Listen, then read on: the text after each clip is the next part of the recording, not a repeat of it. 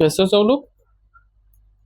तो आज हम जो पढ़ने वाले हैं, आज ये जो क्लास 9 का जियोग्राफी हम स्टार्ट कर चुके थे, उसका लास्ट चैप्टर है चैप्टर 6। एनसीईआरटी का जियोग्राफी जियोग्राफी हम जो पढ़ रहे हैं एनसीईआरटी का। देखो गलती से लिख दिए, गलत लिख दिए यहाँ पे। एनसीईआरटी का हम जियोग्राफी पढ़ रहे हैं। ये हमारा सेगमेंट जो है ना, ये क्लास 9 का है। क्लास 9 का चैप्टर 6 है। पॉपुलेशन के बारे में इसमें पढ़ना है, जनसंख्या के बारे में इस पूरे चैप्टर में हमें पढ़ना है। जनसंख्या वृद्धि कैसे हो रही है, जनसंख्या को कैसे कम किया जा सकता है, जनसंख्या के बारे में, बेसिकली जनसंख्या के बारे में हर छोटी से लेकर बड़ी तक हर एक पॉइंट पर हम चर्चा करेंगे इसमें। पहला चीज, इस चैप्टर को पढ़ने के लिए सबसे मेन पॉइंट है, तुम अगर जो याद रखोगे वो कि कुछ हम इस चैप्टर को थोड़ा सा स्पीड में हम लेंगे, क्योंकि बहुत सारा पॉइंट हमारे लिए इंपॉर्टेंट नहीं है। एंड इसमें जो पॉइंट हमें इंपॉर्टेंट लग रहा है, जो पॉइंट हमें इंपॉर्टेंट इसमें मिलेगा, बस उसी पे चर्चा करेंगे कुछ। एंड उसके बाद आगे चैप्टर पे हम बढ़ जाएंगे। ठीक है, अभी तक लाइक नहीं किए हो तो लाइक कर दो, एंड चैनल को सब्सक्राइब नहीं किया हो तो चैनल को क्या करोगे, तुम सब्सक्राइब करोगे। सब्सक्राइब करने के बाद बेल आइकन जरूर प्रेस कर देना। बाकी अगर तुम 6, 7, 8 क्लास तक जियोग्राफी नहीं कंप्लीट की हो, तुम्हें नहीं समझ में आ रहा है, तो जियोग्राफी A to Z तुम्हारा अपलोडेड है चैनल पे। तुम जाओगे, अच्छे से जाओ, कंप्लीट करो जियोग्राफी पूरा का पूरा। A to Z video uploaded है, पर चैप्टर बेसिस पे A to Z अपलोडेड है तुम्हारे लिए। ठीक है, तो तुम जाओगे चैनल पे, पूरा पूरा प्लेलिस्ट बना हुआ है, कोर्स वाले सेक्शन में पूरा कोर्स बना हुआ है, आराम से जाओगे। बेसिकली पूरा अच्छे से तुम कलेक्टिवली पूरा का पूरा कंप्लीट कर लो तुम। ठीक है, आज हम चैप्टर 6 पढ़ने वाले हैं। वैसे तो हम चैप्टर 6 पे चर्चा करते हैं, फिर जनसंख्या के बारे में चर्चा करते हैं। जनसंख्या से समझते क्या हो, जनसंख्या से समझते क्या हो, जैसे कि जनसंख्या को तुम कैसे डिफाइन करोगे, जनों की संख्या। ठीक है, तो एक क्षेत्र में, एक सीमित क्षेत्र में मान लो, या एक लिमिटेड एरिया में कितने लोग रहते हैं, वो सारी संख्या ही जनसंख्या कहलाती है। जितने लोग रहते हैं, जितने जनों की संख्या, उसे क्या बोलते हैं, हम जनसंख्या बोलते हैं। ठीक है, देखो पहले मानव रहित विश्व की कल्पना आप कर सकते हैं? हो ही नहीं सकता कि विश्व में कोई मानव ही नहीं हो। ऐसा हो सकता है कभी? देखो आगे देखो तो जाओ ना, समाज में अर्थव्यवस्था के विकास में मानव का एक महत्वपूर्ण योगदान होता है। मानव संसाधनों का निर्माण उपयोग तो करते हैं, लेकिन स्वयं भी वो भिन्न भिन्न गुण वाले संसाधन होते हैं। ठीक है, बाकी आगे बढ़ते जाओगे, ये सारी चीजें पॉइंट तुम्हारे लिए इंपॉर्टेंट नहीं है, तो ज्यादा हम इस पर नहीं चर्चा करके आगे बढ़ते जा रहे हैं बस। ठीक है, देखो सामाजिक अध्ययन में जनसंख्या एक आधारित तत्व है, एक संदर्भ बिंदु है जिससे दूसरे तत्वों को अवलोकन किया जाता है। ठीक है, जनसंख्या जो होती है ना, समाज के बारे में जब अध्ययन हम करते हैं, समाज के बारे में अध्ययन करने के लिए जनसंख्या एक आधार के यानी बेस के रूप में लिया जाता है, बेस एलिमेंट है। ठीक है, अगर दूसरे तत्वों का अवलोकन किया जाता है तो अर्थ में महत्व भी किया जाता है। संसाधन हो गया, आपदा हो गया, विनाश हो गया, इसका अर्थ केवल मानव के लिए महत्वपूर्ण है। ठीक है, उनकी संख्या हो गई, वितरण होगी, वृद्धि होगी एवं विशेषताएं या गुण पर्यावरण के सभी स्वरूपों को समझने तथा विवेचना करने के लिए मूल पृष्ठभूमि प्रदान करते हैं। ठीक है, हम नेक्स्ट में आते हैं। हम देखो जनसंख्या से संबंधित 3 प्रमुख प्रश्नों पर हम विचार करेंगे। सबसे पहले चीज, जनसंख्या से रिलेटेड जो क्वेश्चंस होते हैं हमें, तो उसके 3 पॉइंट है हमारे, विशेषताएं भी इन्हें बोल सकते हो तुम। इन 3 पॉइंटों पर ही हम विचार करेंगे। पहले तो इस चैप्टर में पहला चीज, जनसंख्या का आकार एवं वितरण। जनसंख्या का आकार कितना बड़ा है, यानी लोग कितनी संख्या में है और वे लोग कहाँ कहाँ निवास कर रहे हैं, किस किस एरिया में निवास कर रहे हैं, ये सारी जानकारी हम लेंगे। ठीक है, एक सेपरेट, जैसे इंडिया में जो जनसंख्या का आकार है, आकार कैसा है, जैसे कि कुछ हिंदू कम्युनिटी के जो जनसंख्या है वो किस साइड कैसे हैं, किस साइड है मैक्सिमम, मुस्लिम जनसंख्या जो होगी, एंड टोटल ओवरऑल जनसंख्या क्या है, ये सारी चीजें इनके वितरण के साथ साथ। ठीक है, दूसरा पॉइंट हो गया जैसे जनसंख्या वृद्धि एवं जनसंख्या परिवर्तन की प्रक्रिया। दूसरा पॉइंट हम समझेंगे कि जनसंख्या के वृद्धि और जनसंख्या में परिवर्तन की प्रक्रिया। जनसंख्या में जिस प्रकार से वृद्धि हो रही है समय के साथ, और इसमें कैसे कैसे चेंजिंग हो रही है दर अभी मान लो कि अभी 10 लोग हैं, अभी कुछ पहले का अभी हम ले लें 2011 का जो सेंसस था, उस पर अगर हम बात करें तो हमारे देश की जनसंख्या कितनी थी, 120, 21, 30 लगभग करोड़ की थी। लेकिन अभी जो सेंसस हमारे पास है वो 145 करोड़ दिखा रहा है। तो ये प्रक्रिया चेंज कैसे हो रही है, इन सारी चीजों के बारे में अच्छे से हम समझेंगे, यानी जनसंख्या की वृद्धि और जनसंख्या के परिवर्तन के बारे में अच्छे से हम समझेंगे। ठीक है, एंड थर्ड पॉइंट इज जनसंख्या के गुण या विशेषताएं। ठीक है, अब जनसंख्या के कुछ गुण भी होंगे। अब जनसंख्या में कुछ जनसंख्या के ये नहीं होगी कि सारी चीजें जनसंख्या बढ़ रही है, तो उसके भी कुछ अच्छी चीजें होंगी, कुछ गलत चीजें होंगी। वही चीज जनसंख्या के कुछ गुण और उसकी विशेषताओं के बारे में भी हम जानकारी प्राप्त करेंगे इस चैप्टर के माध्यम से, हम थोड़ा सा अच्छे से समझेंगे। ठीक है, जैसे में क्या, उन जनसंख्या में उम्र, एवरेज एज क्या है, जो जनसंख्या है, लिंगानुपात, साक्षरता स्तर, व्यवसायिक संरचना, स्वास्थ्य की अवस्था, ये सारी चीजों पर हम चर्चा करेंगे इसमें। ठीक है, तो सबसे पहला पॉइंट, जनसंख्या के आकार एवं वितरण के बारे में हम जानकारी प्राप्त करते हैं। देखो, भारत की जनसंख्या के आकार संख्या के आधार पर वितरण अगर करें तो मार्च 2011 तक भारत की जनसंख्या कितनी थी, 12.106 लाख, जो कि विश्व की कुल जनसंख्या 17.5% थी। ठीक है, यह 12.1 करोड़ लोग भारत के 32.8 लाख वर्ग किलोमीटर यानी विश्व का स्थलीय भूभाग का कितना था, ये 2.4% के विशाल क्षेत्र में असमान रूप से वितरित है। ठीक है, 32.8 लाख वर्ग किलोमीटर में जो क्षेत्रफल है वो भारत का क्षेत्रफल है, लेकिन हर जगह जो जनसंख्या है हमारी भारत में, हर लोग एक जगह ही नहीं सीमित है, वो अलग अलग एरिया में अलग अलग तरीके से फैले हुए हैं हर तरफ से। तो जो मतलब असीमित रूप से, असमान रूप से वितरित है। कहीं मान लो 1 करोड़ लोग हैं तो कहीं जाओगे तो 10 करोड़ लोग मिल जाएंगे। तो ऐसे असमान रूप से ये जनसंख्या वितरित हुई है 32.8 लाख वर्ग किलोमीटर में, हर जगह समान नहीं है बस। ठीक है, जनगणना, जनगणना क्या है, जनगणना का मतलब ये उस चीज से, जैसे निश्चित समय अंतराल में जनसंख्या की आधिकारिक गणना जब की जाती है उसी को जनगणना कहते हैं हम। भारत में सबसे पहले 1872 में जनगणना की गई थी, सबसे पहले 1872 में भारत में सेंसस काउंट किया था, यानी जनगणना की गई थी। हालांकि 1881 में पहली बार एक संपूर्ण जनगणना की जा सकी, उसी समय से प्रत्येक 10 वर्ष पर जनगणना होती है। ठीक है, अब नेक्स्ट पॉइंट में अगर हम देखिए तो नेक्स्ट पॉइंट में हमें जो दिखता है कि 2011 की जनगणना के अनुसार देश की सबसे अधिक जनसंख्या वाला राज्य कितना, उत्तर प्रदेश है। सबसे ज्यादा जनसंख्या वाला अभी भी उत्तर प्रदेश ही है, अभी भी कुछ चेंजिंग नहीं हुआ है इसमें। 2011 के भी जो सेंसस हुआ था, जो जनगणना हुई थी, उसमें उत्तर प्रदेश अधिक जनसंख्या वाला राज्य था भारत में। वही अभी भी अगर हम देखें, अभी का जो सेंसस है वर्तमान का, उसमें भी उत्तर प्रदेश ही टॉप पे। ठीक है, जहां की कुल आबादी 1990 लाख है। अभी का हमको करेंटली कुछ फोकस ये आती है, लेकिन इससे ज्यादा है वैसे। उत्तर प्रदेश में देश की कुल जनसंख्या का 16% हिस्सा निवास करता है। दूसरी ओर हिमालय क्षेत्र के राज्य जैसे सिक्किम की आबादी केवल 6 लाख की है, तथा लक्षद्वीप में केवल 64,429 लोग ही निवास करते हैं। 429 मतलब 64,000 हो गया, 429 लोग ही निवास करते हैं। ठीक है, देखो सिक्किम की आबादी कम क्यों है, पहले बात, कहीं का जो जनसंख्या होता है ना, वहां की तापमान हो गई, जलवायु हो गई, एंड मृदा हो गई, बहुत सारी ये सारी कंडीशन पे निर्भर करता है। लेकिन सिक्किम वाले राज्य हो गए जो, वहां पे बहुत सारी कंडीशन ये मैच नहीं कर रहे हैं। ठीक है, एंड लक्षद्वीप में चले जाओगे, वहां पे भी ये सारी कंडीशन, हर एक कंडीशन मैच नहीं करता है। हर एक कंडीशन मैच करना इंपॉर्टेंट हो जाता है कहीं के जनसंख्या बसाने के लिए। ठीक है, जैसे भारत की लगभग आधी आबादी केवल 5 राज्यों में निवास करती है। उत्तर प्रदेश हो गया, महाराष्ट्र हो गया, बिहार हो गया, पश्चिम बंगाल हो गया और आंध्र प्रदेश हो गया। ठीक है, भारत की जो है ना आधी आबादी, आधी आधी के मतलब आधी से ज्यादा भी बोल सकते हो, वैसे आधी आबादी केवल 5 राज्यों में मूल रूप से निवास करती है। वो 5 राज्य कौन कौन से हैं, उत्तर प्रदेश हो गया पहला, दूसरा महाराष्ट्र, बिहार, पश्चिम बंगाल और आंध्र प्रदेश हो गया। अगर क्षेत्रफल की दृष्टि से देखें तो राजस्थान सबसे बड़ा राज्य है, जिसकी आबादी भारत की कुल जनसंख्या का 5.5% है। ठीक है, तो सबसे पहले आबादी के बेसिस पर अगर देखें ना, तो टॉप पे जो 5 राज्य हैं, टॉप पे जो 5 राज्य हैं, वो राज्य कौन कौन से, पहला तो उत्तर प्रदेश हो गया। 5 राज्य हमारे जो टॉप पे हैं आबादी के बेसिस पे, उत्तर प्रदेश, महाराष्ट्र, बिहार, पश्चिम बंगाल और आंध्र प्रदेश। ठीक है, लेकिन अगर क्षेत्रफल की दृष्टि से हम देखने जाए तो राज्य राजस्थान जो है, राजस्थान वो सबसे बड़ा राज्य होकर निकलता है बाहर। ठीक है, राजस्थान जिसकी भारत की कुल जनसंख्या में केवल सिर्फ 5.5% की आबादी है। ठीक है, नेक्स्ट पॉइंट पर अगर हम चले तो यहाँ पे दिखता है कि घनत्व के आधार पर भारत में जनसंख्या का वितरण कितना है। घनत्व के आधार पर अगर जनसंख्या घनत्व कम ले ले तो जनसंख्या घनत्व असमान वितरण का बेहतर चित्र प्रस्तुत करता है।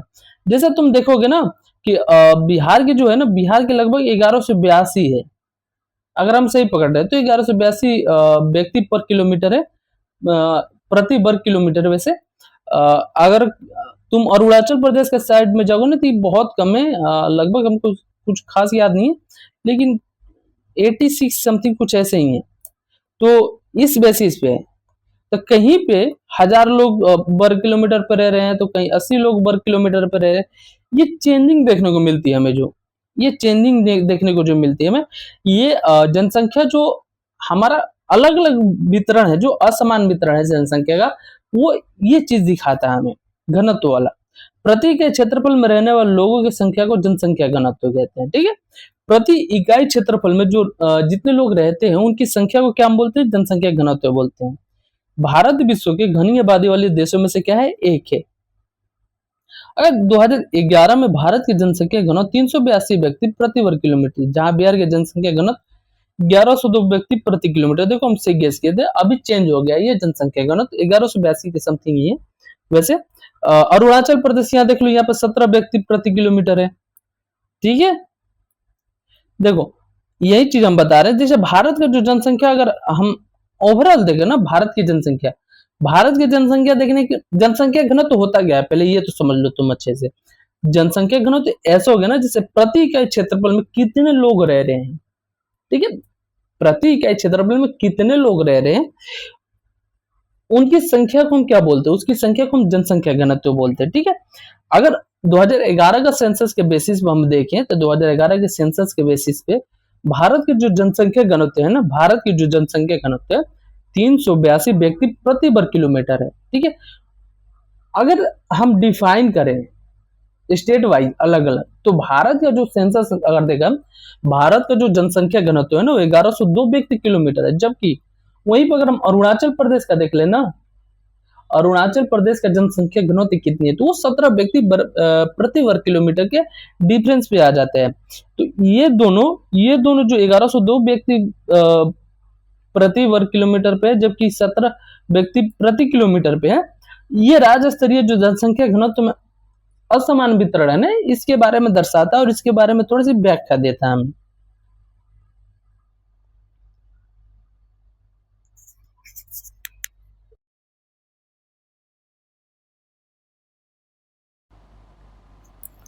ठीक है, देखो अब नेक्स्ट पॉइंट पर अगर हम आते हैं तो नेक्स्ट पॉइंट पे है हमारा कि 250 व्यक्ति प्रति वर्ग किलोमीटर से कम जनसंख्या वाले घनत्व वाले राज्यों का नाम बताइए।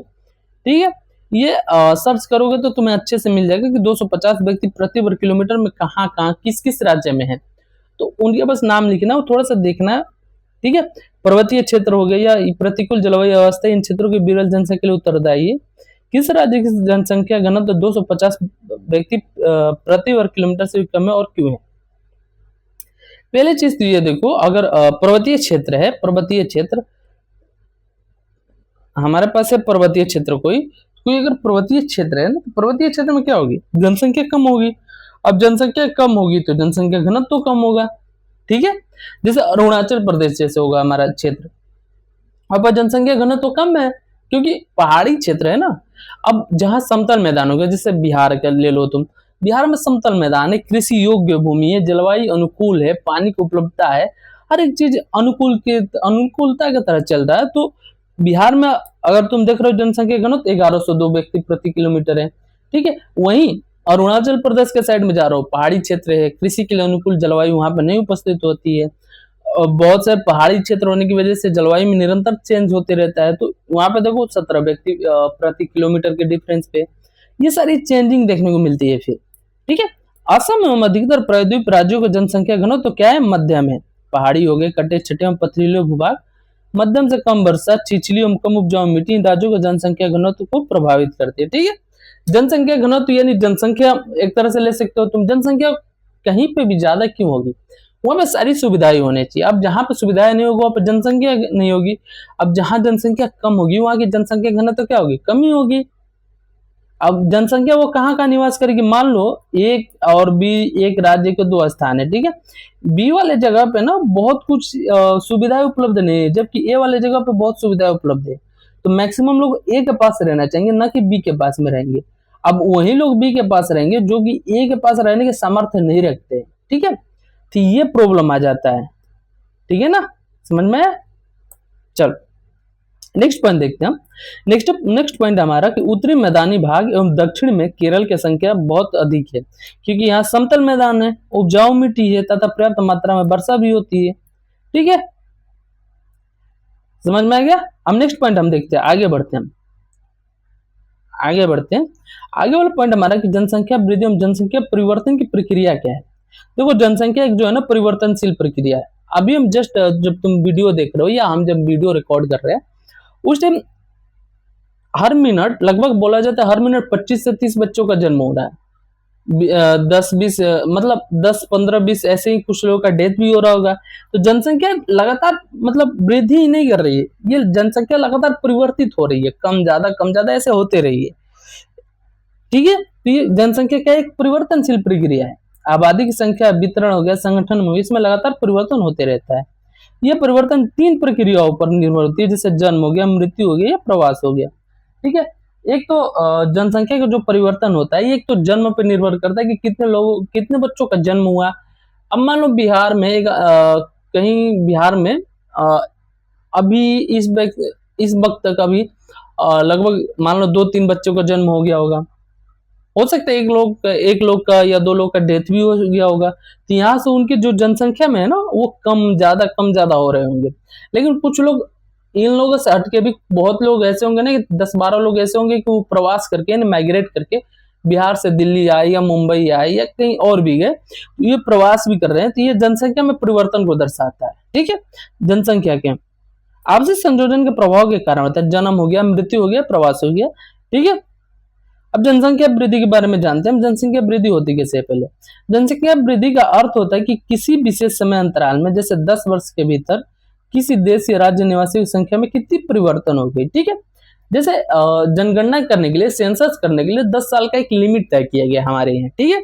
जब 10 साल का लिमिट तय किया गया तो इसके बेसिस पर अगर हम जनसंख्या वृद्धि अगर हम निकालना चाहिए कि जनसंख्या वृद्धि कितनी है या क्या है, तो इसके बेसिस पर हम अगर समझना चाहें तो जनसंख्या वृद्धि का एक अर्थ होता है कि जनसंख्या वृद्धि उसे हम बोल सकते हैं जैसे किसी एक विशेष समय में, जैसे भारत में 10 वर्ष पे एक सेंसस हो रहा है, तो मान लो कि भारत के हटा के किसी और भी देश का अगर तुम लेना चाहो तो ऐसे देख सकते हो कि किसी एक विशेष समय अंतराल पर किसी देश या राज्य के निवासियों की संख्या में जो परिवर्तन हो रही है ना वही जनसंख्या वृद्धि कहलाती है, ठीक है। इस प्रकार के परिवर्तन को 2 प्रकार से व्यक्त किया जा सकता है। पहला कि सापेक्ष वृद्धि और तो दूसरा प्रति वर्ष होने वाले प्रतिशत परिवर्तन के द्वारा, ठीक है। यही नहीं है ना कि एक राज्य में मान लो या किसी देश में मान लो जनसंख्या वृद्धि के बारे में जानना अगर है हमें, तो पहले तो ये देखना पड़ेगा कि कितने बच्चों का जन्म हो रहा है, दूसरा कितने बच्चों की मृत्यु हो रही है, कितने लोगों की मृत्यु हो रही है, एंड तीसरा कितने लोग माइग्रेट कर रहे हैं उस एरिया से, ये भी देखना पड़ेगा हमें। ये तीनों जब संयोजन में होंगे तब हमें पता चलेगा कि जनसंख्या वृद्धि कितनी हो रही है हमारे यहाँ, ठीक है, ठीक है ना। अब चलो नेक्स्ट पॉइंट पे चले। नेक्स्ट पॉइंट अगर हम देखें तो इसमें है कि प्रत्येक वर्ष या एक दशक में बड़ी जनसंख्या कुल संख्या में वृद्धि का एक परिमाण है, ठीक है। पहले की संख्या को बाद की संख्या से घटाकर इसे प्राप्त किया जाता है, जिसे निरपेक्ष वृद्धि कहा जाता है।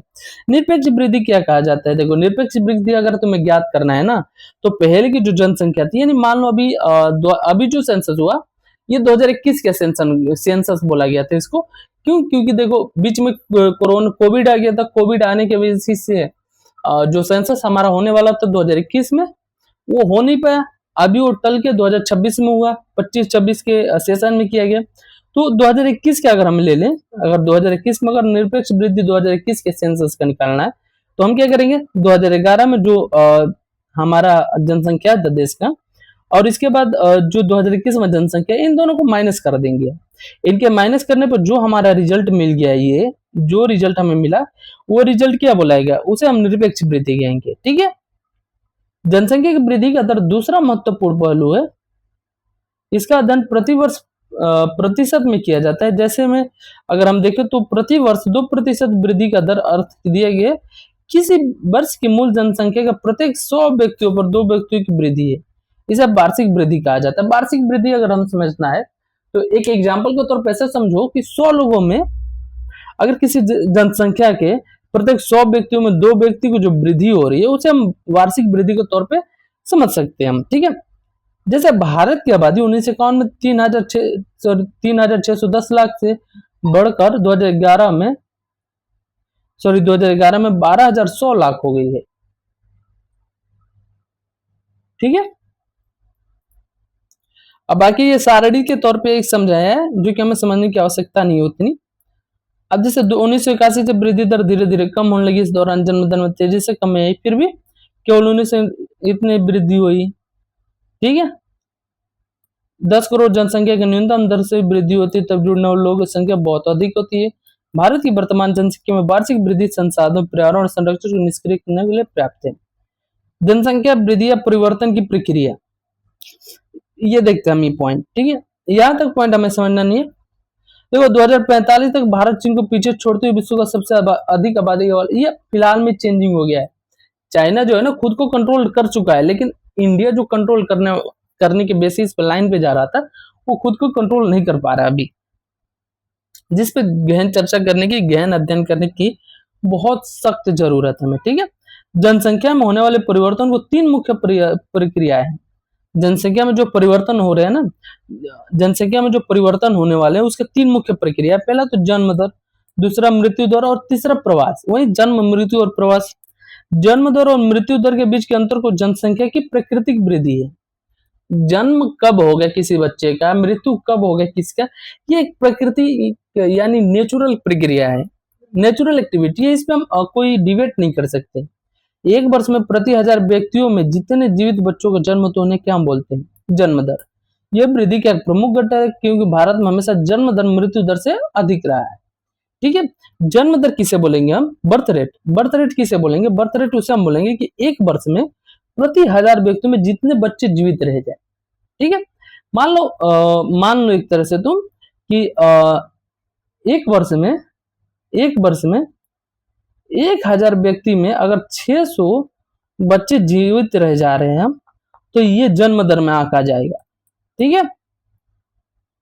ये जन्म दर में आंका जाएगा। और भारत के केस में अगर हम देखें तो भारत के केस में जो जन्म दर है ना वो मृत्यु दर से हरदम अधिक ही रहा है, ठीक है। नेक्स्ट पॉइंट हम अगर देखें कि एक वर्ष में प्रति 1000 व्यक्तियों में मरने वाली संख्या को मृत्यु दर कहा जाता है, ठीक है। प्रति 1000 व्यक्तियों में मरने वालों की संख्या को क्या हम बोलते हैं, मृत्यु दर बोलते हैं। मृत्यु दर में तेजी गिरावट भारत की जनसंख्या वृद्धि का दर का मुख्य कारण है, मृत्यु दर में तेजी से गिरावट, ठीक है। 1980 के एक उच्च जन्म दर और मृत्यु दर में लगातार गिरावट के कारण जन्म दर तथा मृत्यु दर में काफी बड़ा अंतर आ गया है एवं इसके कारण जनसंख्या वृद्धि दर काफी अधिक हो गई है। 1981 से धीरे धीरे जन्म दर में भी गिरावट आने शुरू हुई, जिसके परिणाम स्वरूप जनसंख्या वृद्धि दर में भी गिरावट आई, ठीक है। जनसंख्या वृद्धि का तीसरा घटक है प्रवास। प्रवास लोगों के एक क्षेत्र से दूसरे क्षेत्र में चले जाने को प्रवास कहते हैं। प्रवास आंतरिक भी हो सकता है और अंतरराष्ट्रीय भी हो सकता है।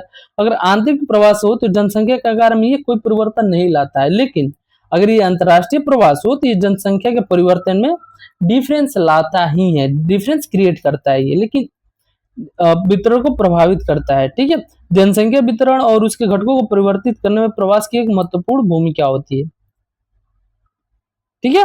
भारत में जो अधिकतर प्रवास होता है ग्रामीण से शहरी क्षेत्र हो गए और होता है। क्यों?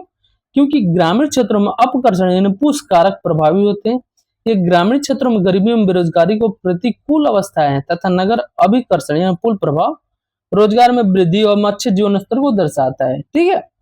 गांवों से मैक्सिमम लोग शहर जाते हैं, शहर से लोग गांव नहीं जाते।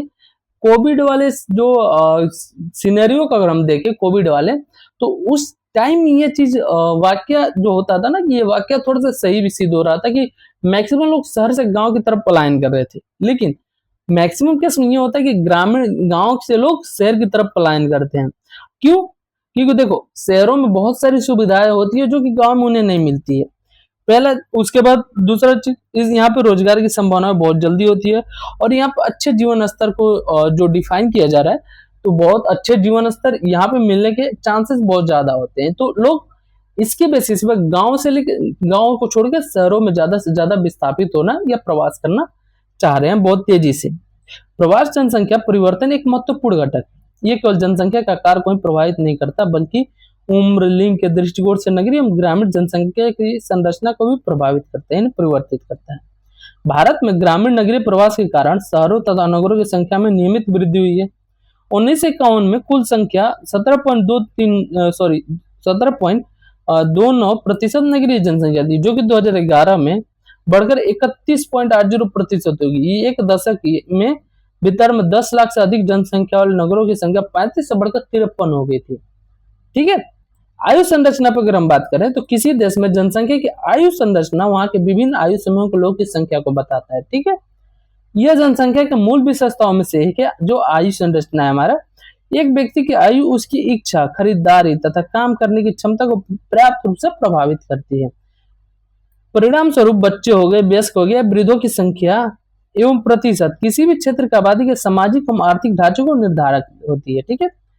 किसी भी राष्ट्र की आबादी को सामान्यतः 3 वर्गों में बांटा जाता है। पहले तो बच्चे, दूसरा वयस्क और तीसरा वृद्ध। बच्चे कब सामान्यतः 15 वर्ष से कम जो होते हैं, ये आर्थिक रूप से उत्पादनशील नहीं होते तथा इनको भोजन, वस्त्र तथा स्वास्थ्य संबंधी सुविधाएं उपलब्ध कराने की आवश्यकता होती है।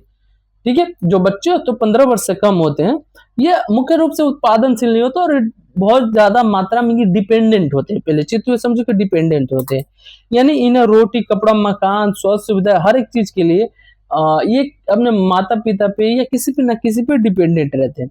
अब दूसरा हमारा जो मेन पॉइंट है इसमें, वो है 15 से 59 के वर्ष के बीच में वयस्क, या आर्थिक रूप से क्या होता है, उत्पादनशील होते हैं तथा जैविक रूप से प्रजननशील होती है, जनसंख्या की कार्यशील वर्ग है। ठीक है। ये जो वयस्क होते हैं ना, 15 से 59 वर्ष के बीच के जो आयु के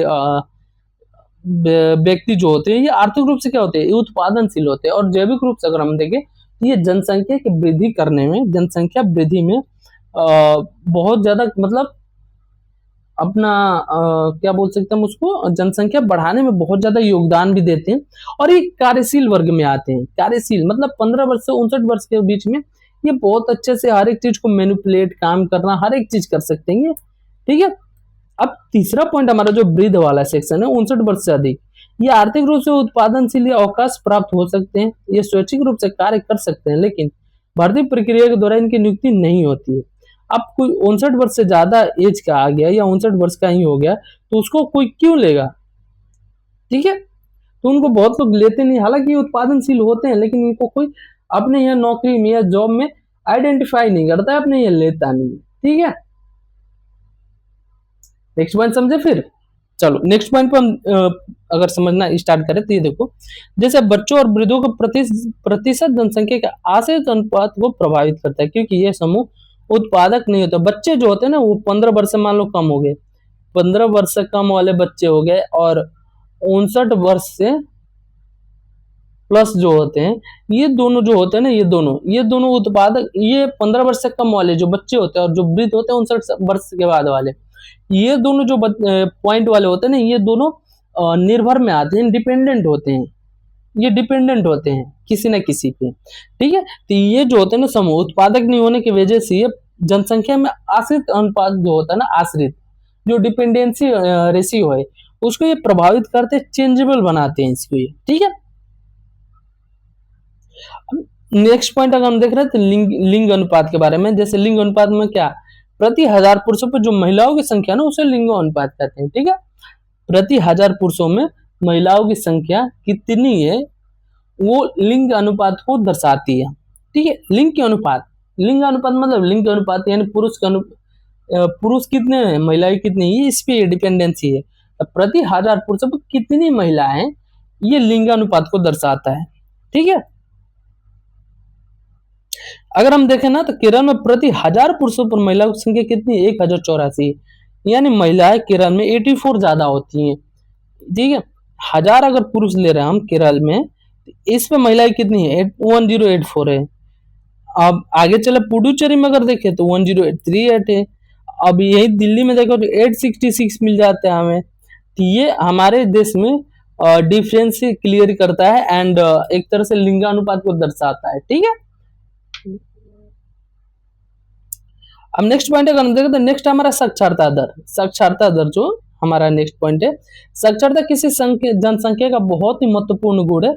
अस्पष्टता केवल एक शिक्षित और जागरूक नागरिक की बुद्धिमत्ता पूर्ण निर्णय ले सकता है तथा शोध एवं विकास के कार्य कर सकता है। साक्षरता स्तर में कमी आर्थिक प्रगति में एक गंभीर बाधा है। ठीक है, 2011 की अगर जनगणना के अनुसार एक व्यक्ति जिसकी आयु 7 वर्ष या उससे अधिक है, जो किसी भी भाषा को समझकर लिख या पढ़ सकते हैं, उसे साक्षर की श्रेणी में रखा जाता है। ठीक है, अगर साक्षरता दर हमें निकालना है तो साक्षरता दर निकालने के साक्षर व्यक्तियों के बारे में पहचान की जानी चाहिए। पहले तो अगर साक्षर व्यक्तियों को हम पहचान करनी तो उसके लिए कुछ पॉइंट निर्धारित किए गए, उसके बारे में हम समझते हैं कि अगर कोई व्यक्ति 7 वर्ष से किसी बच्चे का या किसी व्यक्ति का एज 7 वर्ष से या 7 वर्ष से अधिक है और वो कोई भाषा को, किसी भी भाषा को अगर वो समझकर लिख या पढ़ सकता है तो उसको साक्षर की श्रेणी में हम रख सकते हैं। ठीक है, भारत की साक्षरता श्रेणी में धीरे धीरे तो चेंजिंग हो रहा है, सुधार होते जा रहा है अभी फिलहाल में। ठीक है, अब व्यवसायिक संरचना के बारे में देखते हैं। अगर आर्थिक रूप से क्रियाशील जनसंख्या का प्रतिशत विकास की ओर एक महत्वपूर्ण सूचक होता है। ठीक है, विभिन्न प्रकार के व्यवसाय के अनुसार किए गए जनसंख्या का वितरण को व्यवसायिक संरचना कहा जाता है। किसी भी देश में विभिन्न व्यवसायों को करने वाले भिन्न भिन्न लोग होते हैं। व्यवसाय को सामान्यतः प्राथमिक, द्वितीयक, तृतीयक श्रेणियों में वर्गीकृत किया जाता है। ठीक है, व्यवसाय को 3 श्रेणियों में विभक्त किया जाता है। कौन कौन सा? प्राथमिक हो गया, द्वितीयक हो गया और तृतीयक श्रेणी। प्राथमिक श्रेणी के अंतर्गत कृषि हो गया, पशुपालन हो गया, वृक्षारोपण, मछली पालन और खनन आदि के शामिल की जाती है। जबकि द्वितीयक जो होते हैं ना, इस क्षेत्र में क्रियाकलाप में उत्पादन करने वाले उद्योग हो गए, भवन हो गए और निर्माण कार्य, ये सारी चीजें इसमें आती है। तृतीय कार्य क्रियाकलाप में परिवहन आ गया, संचार, वाणिज्य, प्रशासन और सेवाएं शामिल की जाती है। ठीक है, यहां तक समझ में आ रहा है? यहां तक समझ में आ रहा तो वीडियो को लाइक मारो, और अभी तक भी चैनल को तुम सब्सक्राइब नहीं किए हो तो चैनल को सब्सक्राइब करके बेल आइकन प्रेस कर दो, ताकि जो वीडियो अब अपलोड किया जाए, क्लास 10 का भी स्टार्ट होने वाला है, जो कल से क्लास 10 का जियोग्राफी हम स्टार्ट करेंगे कल से, तो वो जब वीडियो अपलोड किया जाए ना तो उसकी सूचना तुम्हें बहुत जल्दी प्राप्त हो जाए। ठीक है, अब नेक्स्ट पॉइंट हम देखते हैं कि विकसित एवं विकासशील देशों में विभिन्न क्रियाकलापों में कार्य करने वाले लोगों का अनुपात अलग अलग होता है। विकसित देशों में द्वितीय तृतीय क्रियाकलापों में कार्य करने वाले लोगों की संख्या का अनुपात अधिक होता है। विकासशील देशों में प्राथमिक क्रियाकलापों में कार्यरत लोगों का अनुपात अधिक होता है। ठीक है, भारत में कुल जनसंख्या का 64% भाग कृषि कार्य करता है। द्वितीय तृतीय क्षेत्रों में कार्यरत लोगों की संख्या क्रमशः 13 तथा 20% है। ठीक है, अब स्वास्थ्य क्षेत्र के बारे में थोड़ा सा जानते हैं, फिर किशोरों की संख्या के बारे में जानेंगे हम, एंड राष्ट्रीय जनसंख्या नीति क्या है हमारी 2000 और किशोर के बारे में। ठीक है, स्वास्थ्य क्या है? स्वास्थ्य जनसंख्या संरचना का एक महत्वपूर्ण घटक है जो कि विकास की प्रक्रिया को प्रभावित करता है। 1951 के अनुसार अगर हम देखें तो स्वास्थ्य में 25 थी मृत्यु दर जो था, जो कि 2011 में घटकर प्रति हजार पर 7.2% रहेगी। जो औसत आयु में 1991 में जो 36.7 वर्ष थी, जो कि 2012 में बढ़कर 67.9 ईयर हो गई थी। ठीक है, ये सारी चीजें चेंज में होने पे आए, जैसे क्या जन स्वास्थ्य, संक्रामक बीमारियों से बचाव एवं रोगों के इलाज में अत्याधुनिक तकनीकों का प्रयोग से परिणाम स्वरूप ये और प्रति व्यक्ति कैलोरी की खपत अनुशंसित स्तर से काफी कम है। ये सारी चीजों पर हम अगर ध्यान दे रहे तो उचित जनसंख्या नीति द्वारा हल किया जा सकता है ये चीज। ठीक है, किशोरों की जनसंख्या, किशोर प्राय कब किशोर किसे बोलते हैं हम पहले तो ये समझो। किशोर जो होते हैं ना, किशोर प्राय 10 से 19 वर्ष की आयु के वर्ग के लोग होते हैं। ठीक है, ये भविष्य में जो होते हैं ना हमारे लिए मानव संसाधन के तौर पे कार्य करते हैं। ये समस्याओं पर पर्याप्त ध्यान नहीं दिया गया, ये सारी चीजें इनके पोषण पर भी ध्यान देना चाहिए। अब सरकार की राष्ट्रीय जनसंख्या नीति के बारे में जानते हैं। जैसे राष्ट्रीय जनसंख्या नीति 2000 के अनुसार कि 14 वर्ष से कम आयु के बच्चों को निःशुल्क शिक्षा प्रदान की जाएगी। शिशु मृत्यु दर को प्रति हजार में से 30 से कम करने, व्यापक स्तर पर टीकारोधी बीमारी से बच्चों को छुटकारा दिलाने, लड़कियों की शादी की उम्र को बढ़ाने को प्रोत्साहित करने तथा परिवार नियोजन के एक जन केंद्रित कार्यक्रम बनाने की नीतिगत जो ढांचा देना था ना, वो ढांचा प्रदान किया जाएगा। ठीक है, बाकी राष्ट्रीय जनसंख्या नीति 2021 और वही सेम चीज है। ये क्वेश्चन आंसर इसमें जो दिया है, क्वेश्चन आंसर तुम कंप्लीट कर लोगे ना, तो ये ज्यादा जो क्वेश्चन दिया है ना, क्वेश्चन आंसर कंप्लीट करो। एंड इसका जो पॉइंट तुम्हें समझ में नहीं आ रहा है या कोई क्वेश्चन का आंसर नहीं तुम्हें समझ में आ रहा है, कुछ भी समझ ना हो तो कमेंट कर दो।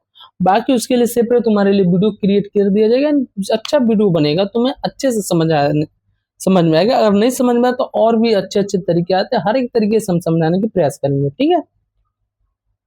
बाकी एक पॉइंट 2 पॉइंट है, ये शब्दावली वाला सेक्शन है, इसको एक बार पढ़ लेना। बाकी हम मिलेंगे कल के क्लास में। कल का जो एनसीईआरटी हम कल से स्टार्ट करेंगे, वो एनसीईआरटी का जियोग्राफी स्टार्ट करेंगे, ताकि इसको हम 12 तक कंप्लीट कर सके जल्दी से जल्दी। क्योंकि जियोग्राफी सेक्शन हो गया, पहले तो देखो जियोग्राफी जो सेक्शन हो गया, एक इको सेक्शन हो गया, एक पॉलिटी सेक्शन हो गया, ये सारी जो सेक्शन होती है ना, ये थोड़ा सा मोस्ट इंपोर्टेंट हो जाती है यूपीएससी के रिलेटेड, ठीक है। तो हम क्लास 10 का जियोग्राफी कल से स्टार्ट करने वाले हैं। तो अभी तक तुम सब्सक्राइब नहीं किया तो सब्सक्राइब करके बेल आइकन प्रेस कर लो और वीडियो को लाइक भी कर दो साथ ही साथ में, ठीक है। मिलते हैं फिर हम कल के क्लास में, ठीक है। तब तक ख्याल रखो, अपनी इम्यूनिटी स्ट्रांग करो रखो, सबका आसपास में भी ख्याल रखो। मिलते हैं हम कल के क्लास।